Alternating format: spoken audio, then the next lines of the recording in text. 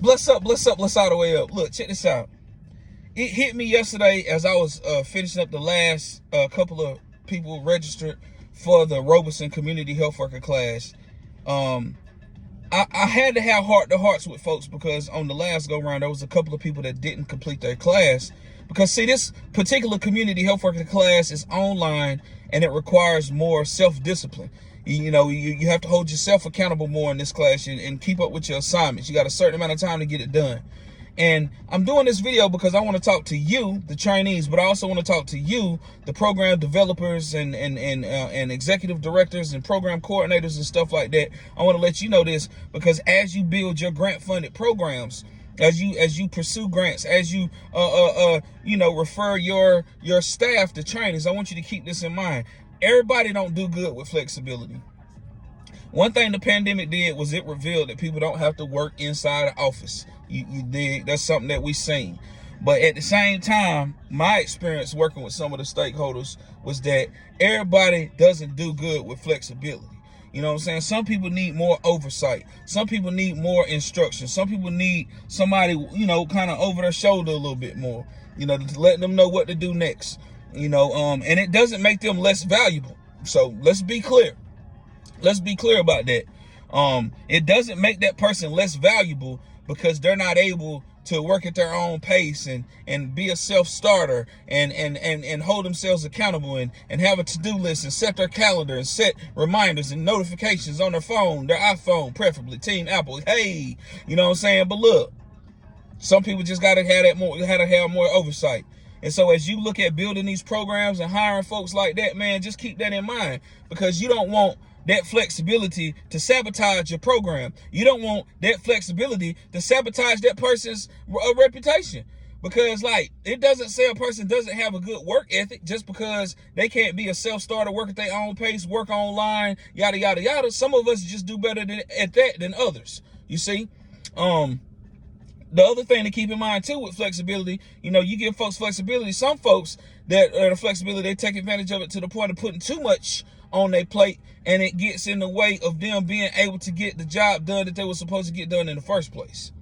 And I want to be the voice. I want to be a voice about this because as a community health worker capacity builder, I'm going to tell you, a lot of people are jumping into the field now. A lot of people been in the field. Just to be clear now, a lot of people been in the field. They just wasn't going by that title. I'm one on. You know what I'm saying? Being on the streets, getting people connected to resources, advocacy, social justice, health equity. Many of us was fighting for health equity before we even knew what health equity was. Pause. But at the same time, there's a lot of people who are coming into the field now. They're getting that credential, and that piece of paper is important. Don't let nobody tell you it ain't. Don't let no naysayers tell you it ain't important, especially nobody that ain't signing your paycheck or helping you get no job.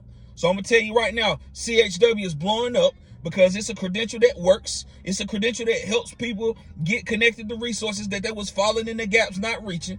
You feel me? And they start to see the value of us, you heard? Especially with the hashtag lived experience, hashtag lived expertise.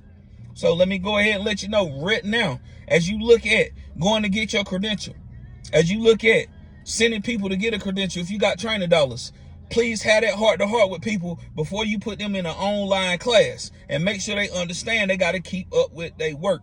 This is a lesson I learned when I was in the community college. I got a 2-year degree. That's one benefit that I did get. I'm going to tell you, not everybody has to have a degree. I want to put that out there. But what I did get from my college experience was that, with these online courses, you got to be able to keep up with your stuff, homie.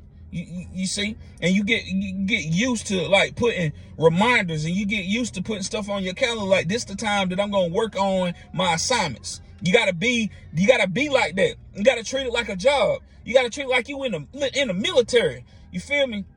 I still got that militant mind. I didn't get to make it to the military. I did JROTC, and I was gonna go to the Navy, but I started getting into trouble. Shout out to Will Baxter, who is still one of my bros. You feel me? He was my Navy recruiter when I was in high school. But I understand militant, and from being in the streets. You know what I'm saying? I used to roll with a crew of people, and we were militant. We was militant, believe it or not. You know what I'm saying? And so to keep that same energy, it's a transferable skill whenever you start working on your career. You start working on your skill set in the professional side of things. You feel me? That's how it's got to go, you dig? You got to stay on top of your A game, baby. especially if it got to do with your career. So let me say this and I'm gonna wrap it up. There's a lot of opportunities to train online these days. The pandemic forced people to be innovative. Take advantage. But if that's not your cup of tea, training online, don't do it, man. Because you're not only doing the people a disservice, but you're doing yourself a disservice if you don't do it the right way and you don't get the skills that you need. And you know what I'm saying? You got to stay on your A game. And if you are a person, specifically a person of color or a person from rural Western North Carolina, and you're interested in becoming a certified community health worker, holler at your boy. I am a capacity builder with Voices of Appalachia, a Black-led initiative looking to address the mental health stigma in Western North Carolina. And I can get you in a class, and depending upon your job, your employment status, I could also get you a stipend. So holla at your boy if you're interested in that. And I hope that you heard in this video that flexibility can be a gift or a curse depending upon the person and if they built like that. You dig? My name is Change Cooper. I'm not the answer, but I'm for daggone sure the alternative. Bless up.